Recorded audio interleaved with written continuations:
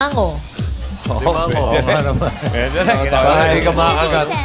Para hindi ka ma-skipit. Si ate po ang sabi niya ay alimango. Oo nga naman. Para hindi ka makagat. Para hindi ka ma-skipit. Si ate, Moy, ano na, Moy? Ano na, Moy? Kanina kami lang ninantay dito, hindi ka paparamdam. Kakapula ako. Uy, Sam, ano ba? Nakairita ka. Ganyan na, you can talk sir. Welcome back mga kaaldab.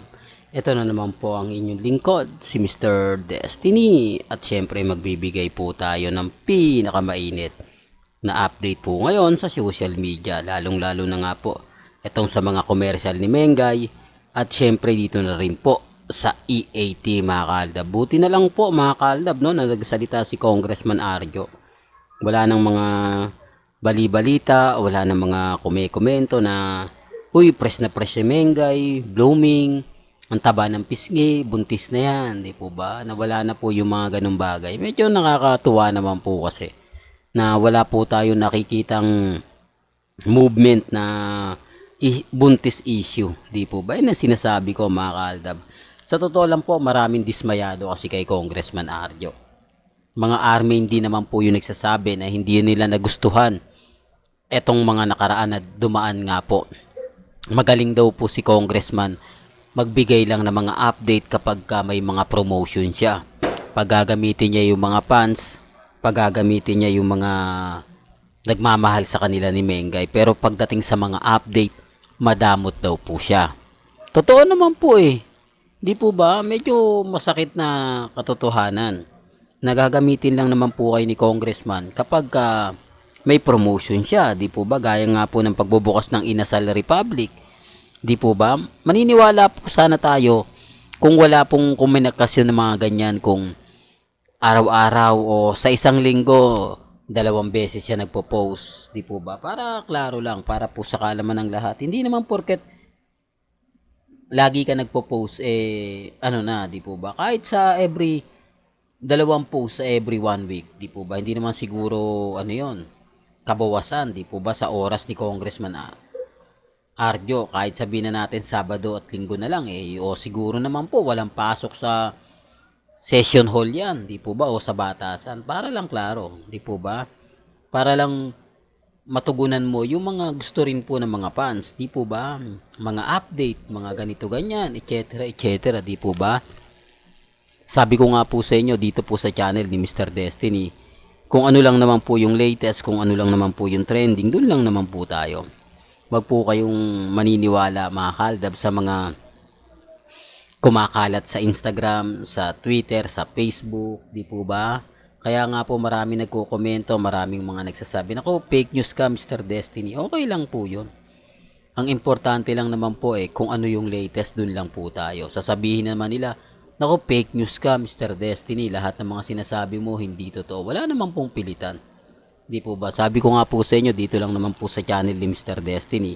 Kung ano lang naman po yung latest, kung ano yung trending, dun lang po tayo.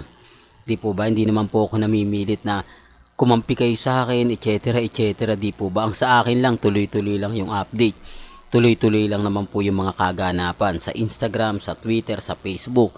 Kung ano po yung nababalitaan ninyo, kung ano yung gusto nyo pong malaman about kay Mengay, ano na nga po ba ang latest, may mga aabangan pa ba, marami na kasing na-reveal, di po ba? Speaking of na-reveal, well, bago tayo pumunta sa update na yan, kung bago ka lang sa channel na to, at isa kang true-blooded Aldab Nation na nagmamahal po kila Mengay at Isoy, tama po ang channel na pinuntahan mo.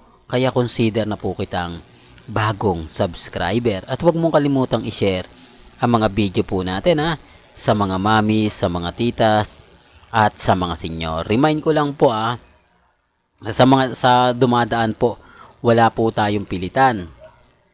May kanya-kanya po tayong opinion at reaction. Well, punta na po tayo. Ito po yung na-reveal mga kaaldab na kung saan yung kasuotan nga po ni Mengay. Ito po pala yan sa Smart Merry Payday mga kaaldab na ngayon lang naman po ipinakita. Paunti-unti na nare-reveal mga kaaldab yung mga kaganapan po kay Mengay. Medyo sabi nga po ng iba, si Mengay malihim na raw po talaga, hindi na to yung tipo ng dati na kumbaga nagbibigay ng mga update, di po ba parang tagun-tago na nga po. Sabi ko nga po sa inyo, malaki talaga yung pagbabago eh. Malaki po talaga yung masasabi natin ganito, masasabi natin ganon. Sabi ko nga po sa inyo, basta dito lang po kayo sa channel ni Mr. Destiny. Lahat po ng mga gusto nyo mapakinggan, mapanood, relax lang po kayo. Huwag po kayong maniniwala agad-agad sa mga binabalita nila na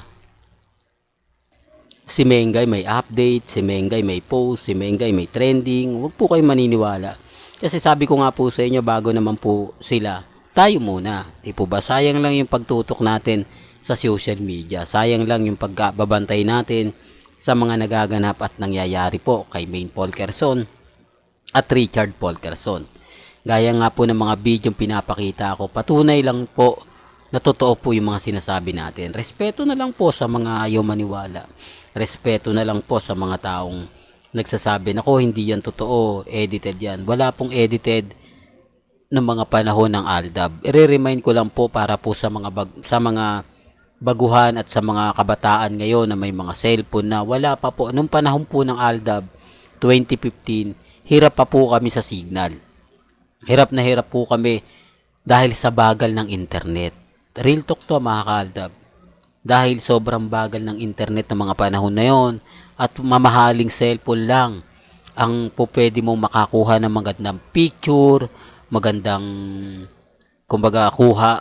Yung panahon pa yan mga ka-Aldab kumbaga Cherry Mobile pa yung gamit, di po ba? Alam niyo naman Cherry Mobile, di po ba nawala na rin. Kaya nga po mga ka-Aldab, sabi ko nga po sa inyo, yan po yung panahon na talaga masasabi mong totoo ang isang video, totoo ang mga picture na kumakalat. Hindi pa kasi uso yung editing na yon. Hindi po katulad ngayon, 2023, talagang marami ng apps na naglabasan. Marami ng po pwede mong i-download ng libre at hindi ka na magbabayad. Doon makikita mo lahat ang mga kaganapan. Po pwede mong palitan ng muka, ilong, paputiin, di po ba? Kaya nga po maraming naloko sa TikTok eh. Akala nila magandang lalaki, akala nila maputi, nung pala makita iba na itsura. Di po ba? Yan, ito yung sinasabi ko, ito yung pinapaliwanag ko. Depende na lang to sa mga taong magre-react at magko-komento. Ang sa akin lang naman po, kung ano lang naman yung latest, kung ano lang naman po yung trending, dun lang po tayo. Di po ba? Huwag po kayong basta-basta maniniwala at magpapadala sa mga sinasabi ng iba. Ang importante lang naman po, relax ka lang. Di po ba? Maging kampante ka lang, maging matatag. Sabi ko nga po sa inyo, dito po sa channel ni Mr. Destiny, kung ano lang naman ang latest, kung ano lang naman ang trending, doon lang po tayo. Huwag po kayong basta-basta maniniwala sa mga sinasabi at pahayag po ng iba. Ang importante lang naman po dito, maging updated po kayo. Di po ba? Kaya nga po napakaraming ganap, napakaraming update, napakaraming ganito ganyan. Relax lang. Sabi ko nga dito po sa channel ni Mr. Destiny, kung ano lang naman yung latest, kung ano lang yung trending, kapag may nabalitaan po kayo, punta lang po kayo. Remind ko lang po, marami pong kumakampi sa akin. Ito po yung kinagagalit ng mga iba. Na totoo naman daw po na hindi liligawan ni Alden Richards si Catherine. Totoo naman po kahit mga Alden fanatics sumisimpatya po sa akin. Kahit yung mga ibang kumbaga galit sa Aldab, nararamdaman ko na kumbaga tinatablan din sila ng update ko. Di po ba? Sabi ko nga, etong channel naman po ito, pinagtatanggol ko sila Mengay, pinagtatanggol ko sina Alden, pagka alam kong below the belt na. Dahil, at yung tipong ginagawa nila yan, hindi magsasalita si Alden kasi may pelikula. Hindi magsasalita yan kasi kabawasan yan sa ano niya. Baka may masabi siyang hindi maganda na ikagagalit ng fans. Yun po yung pinupunto ko. Yun po yung sinasabi ko. Depende na lang po yan sa mga magre-react at magko-komento. Sinasabi ko lang po yung totoo mga ka-Aldab. Baka sabihin na naman nila, nako, ayan na naman, halatang Alden fanatics ka. Todo yung pagtatanggol mo kay Alden Richards. Hindi po. Sabi ko nga po sa inyo, number 1 Aldab Nation po tayo. Well, hanggang dito na lang po yung updates natin mga ka-Aldab. Kaya kung gusto nyo pa po ng pinaka-latest at sariwang update, abay tumutok lang po kayo dito po sa channel ni Mr. Destiny para updated po kayo sa mga latest at sa mga bagong video po na ilalabas po natin maya-maya lang. Hanggang sa muli, salamat po sa panonood at pakikinig.